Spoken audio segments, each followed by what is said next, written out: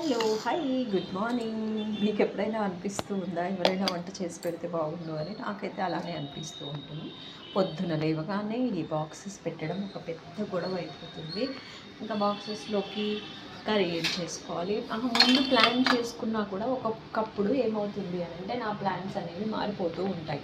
So నేను ఈరోజు only cabbage చేద్దాం అనుకున్నాను, బట్ కొబ్బరి చాలా ఉంది. సో క్యాబేజ్, కొబ్బరి, క్యారెట్ కలిపి చేద్దాం అనేసి అనుకున్నాను. ఎందుకంటే మొన్న తిరుపతి వెళ్ళినప్పుడు మనకు తెలుసు కదండి, తమిళనాడు వాళ్ళు, మా ఫ్రెండ్ ఒక అమ్మాయి ఉండేది, పొరియల్ అని తెచ్చేది, చాలా టేస్టీగా ఉండేది. కానీ దీంట్లో నేను క్యాబేజ్ ఎక్కువ వేసాను, వాళ్ళు ఏం చేస్తారంటే కొబ్బరి ఎక్కువ వేస్తారు.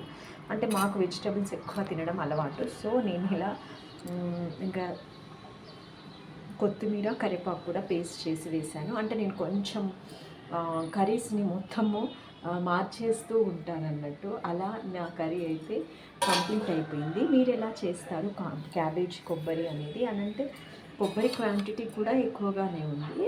అలా చేసేసాను అన్నట్టు. అప్పుడప్పుడు అనిపిస్తుంది ఎవరైనా భోజనం అంటే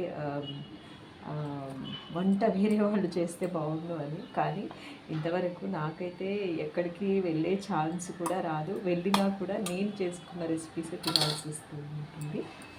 ఇంకా అది బ్యాడ్ లక్క గుడ్ లక్క అనేది నాకు తెలియదు. అందుకే నేను తొందరగా ఎవరి ఇంటికి వెళ్ళను. వెళ్ళినా కూడా నా రెసిపీస్ నేనే తింటూ ఉంటాను అన్నట్టు. అలా అయిపోతుంది లైఫ్.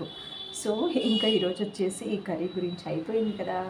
నెక్స్ట్ వచ్చేసి మన వేడి వేడి ఇడ్లీ. ఇది పొట్టు మినపప్పు కాబట్టి ఇలానే కనిపిస్తుందండి. ఇడ్లీస్ అయితే కంప్లీట్ అయిపోయా. మరి దీనిలోకి టేస్టీగా ఏంటి అని అంటారా, పుదీనా అండ్ టమాటో, మంచిగా కొంచెం నువ్వులు వేసుకున్న చట్నీ. ఇది అన్నంలో కూడా చాలా బాగుంటుంది. సో రెండింటిలోకి వస్తుంది కదా అని కొబ్బరి చట్నీ చేసుకోకుండా ఇలా చేసుకున్నాను.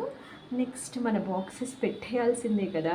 8 అవుతుంది అని అంటే కంపల్సరీ వండిన అన్నమంతా కూడా బాక్సెస్లోకి వెళ్ళిపోతుంది. ఇలా ఇంకా నేనైతే ఈరోజు నా లంచ్ బాక్సెస్ కోసం క్యాబేజీ అండ్ పుదీనా చట్నీ ఇలా బాక్సెస్ అయితే చేసేస్తున్నాను. మరి మీరేం లంచ్కి ప్రిపేర్ చేశారు? మీకేమనిపిస్తుంది? ఎప్పుడు వంట చేస్తే బోరింగ్గా అనిపిస్తుందా, ఇంకా వంట చేయాలి అనిపిస్తుందా, మీ వంటలు మీకు నచ్చుతాయా?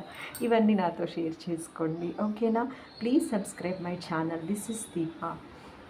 మీకు ఇంకా ఏమైనా రెసిపీస్ కావాలంటే కొత్తగా కరివేపాకు పేస్ట్ అండ్ కొత్తిమీర పేస్ట్తోని చాలా రెసిపీస్ చేసుకోవచ్చు. నేనైతే అలాంటివి ఎప్పుడూ చేస్తూ ఉంటాను, బట్ టైం లేక ఏంటి అనంటే వీడియోస్ తీయను. ఓకే అండి, బాయ్ బాయ్.